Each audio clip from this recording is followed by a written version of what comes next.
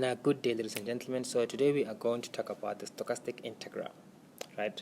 So previously we spoke about a linear process, and we also spoke about a stochastic process, right? So right now we are going to look at integration of this stochastic process, and we're going to call that integration the stochastic integral. So there are two ways of finding the integral. You can find the integral by definition of like the one you get from maths, by Riemann integral, or you can find it by other techniques.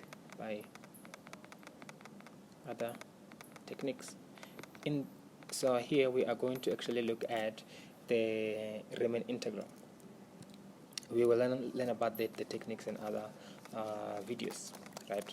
So with that being said, we know that a Riemann integral, let's just say we are looking at a stochastic process x, right? Let's just say we are trying to find the integral from 0 to t of a stochastic process x of s d w s, right?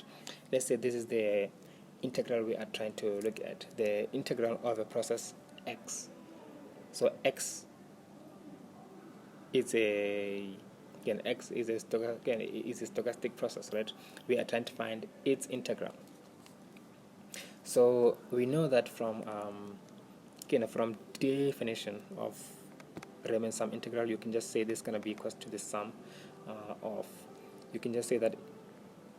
You know that by definition, the Riemann integral is like this. So you can just say the Riemann integral is going to be the sum n j equals to 1, and then you're going to have x of let's just say t I. This is supposed to be I over here, and then you're going to have multiply by the process now, because we are looking at this in terms of like Brownian motion. So you're going to have t I plus 1 minus w t of I.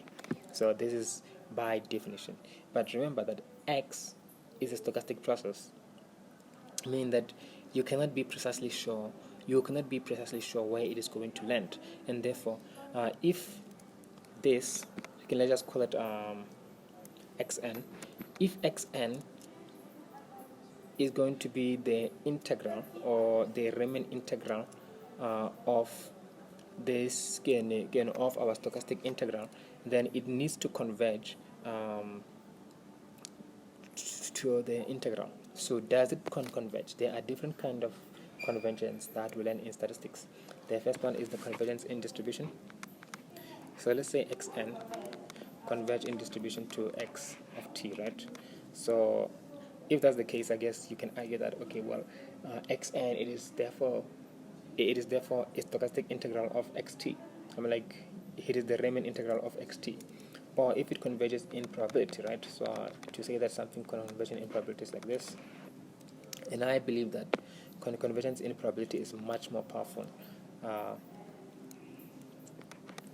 But anyway, so if it converges in probability, also you can argue that, okay, well, this is then its Riemann integral. This Riemann integral xn should be a good indication or a good measure of finding our integral. Or maybe you can have like convergence in mean. There are different kind of mean. It can be just the mean or the mean square or the third mean or stuff like that. So you can just say, and normally you would write more details like at the end to say that it is convergent in this kind of mean. And there's also like the almost sure convergence. I don't think that is ever relevant to you guys. The three types of convergence that you learn is the first three. So first of all, does xn actually even converge in any of this distribution? And we learn that xn, which is going to be equals to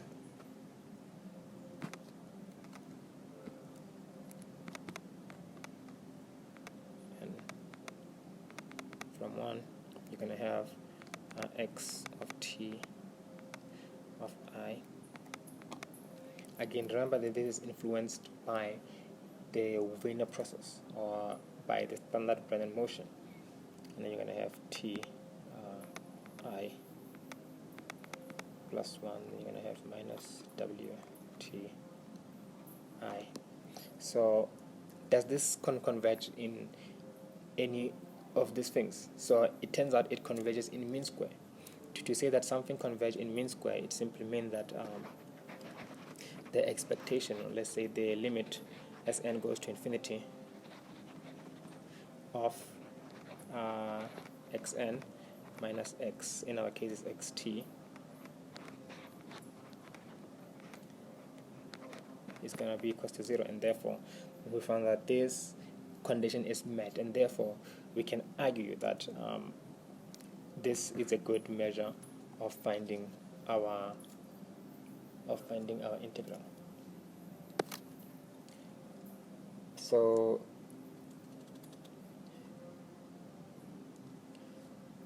with this being said, okay, that's great. And then what next? I think what's next is that we need to have more conditions. Now, when does this even apply? So there are two ways. So consider a partition. So you can consider a partition where the interval are equal. That is time I plus 1 minus time I is going to be equals to t being the terminal point. I think capital T is fine. You can just say t over n is going to be the terminal point, meaning that they have equal intervals, and therefore you can argue that as you increase the number of intervals, you are able to go to 0, right? The partition goes to 0. Or you can argue that the measure of the partition also goes to 0 as n goes to 0. So in that case, you can argue that even the biggest or the maximum partition or interval is also going to be 0. Either way, it's fine. So with that being said, there are two conditions that needs to be met first before you can rush to integrate your things. So first condition is that x of t needs to be square integral. To say that something is square integral is to say that the expectation of the integral from 0 to t of x of t squared dt should be should exist. In other words, should be less than infinity, meaning that it should exist. It should have a limit. Another condition that needs to be met is that it should adapt to the filtration, right? You do not learn about the filtration in this course, so it is not really important. So this one, it is not really important, but then I'll just try to tell you that before you can rush into integrate, you need to say that assuming that these two conditions are met, then you can use the remain sum integral to find your answer, right? So with that being said, we will consider an example, right? So let's say that we are looking for, let's say this is our function, this is our Wiener process, and we are trying to find its integral, the integral of our of our stochastic integral. So this is our stochastic integral, right? So how do we do it? So again, we will assume that those two conditions are met, that it adapts to the filtration, and that it is it is square integrable.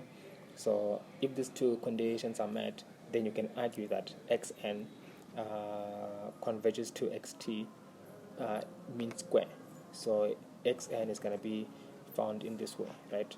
So you can write xn in this way. So after writing xn in this way, you are able to integrate it further. So you can use this definition over here, this identity over there, to do the things, right? So you can write it. So you have, this is going to be your a, b, and your a. So you are able to write them in this way. You can write it in this way. So you will have the 1 over 2 b squared minus a squared close bracket minus 1 over 2 open bracket b minus a squared. So this is what I just wrote down there. So this part, the second part, is actually fine. You have done this as part of the identities that can as part of your class. So I'm not going to talk too much about it, but nevertheless I can still teach you in our actual lesson.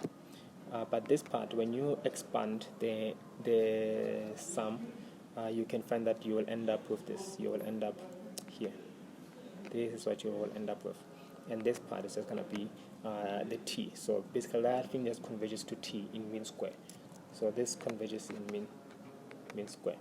So you can do that separately, and then you can find that it does indeed converge to t in mean square. And at the end, you will just have this as the answer. So as n goes to infinity, and therefore you can argue that the integral of from 0 to t of x of s in terms of a Wiener process is going to be equals to 1 over 2 the Wiener process squared minus t. So this is going to be your answer. So with that being said, we can also look at other properties that needs to be met. Now, let's say maybe number 1 is that the integral from 0 to t of a x of s plus beta, which is a constant, a and beta, alpha and beta. Actually this was supposed to be alpha, but it's fine, and y of s, which is also going to be a stochastic process. X and y are the stochastic processes, and you can just say dws. So this is the same as finding the integral. I just say alpha x of s dws plus beta, the integral from that dws. So this condition is fine. There's also another condition that also needs to be met, is that like other properties that you can also study, is that the expectation from 0 to t of x of s dws is actually going to be equal to 0, right? So another property that you can also learn, which I'll write on top over here, I hope you don't consider this messy. In case it is, actually it is messy, let me use a different color, is that the expected value of integral from 0 to t of x of s dws squared is actually going to be equal to the integral from 0 to t, and then you're going to have the expectation of x squared ds. So yeah, so these are other things that you might need, that you might be interested in as you are learning more about the stochastic process and the stochastic integrals. So these are just, when you are finding the integral, you can just use these properties in your answers without having to work them out individually. I hope this helped you a lot. We will learn more details in our actual lessons, and if you haven't yet got the priority access, please do. It's going to help you a lot. We offer 3 hours of tuition. We give you a summary. You can also make video requests. You can get more videos like this. You can also have access to our semester test preparation. So thank you very much. I hope you enjoy your day.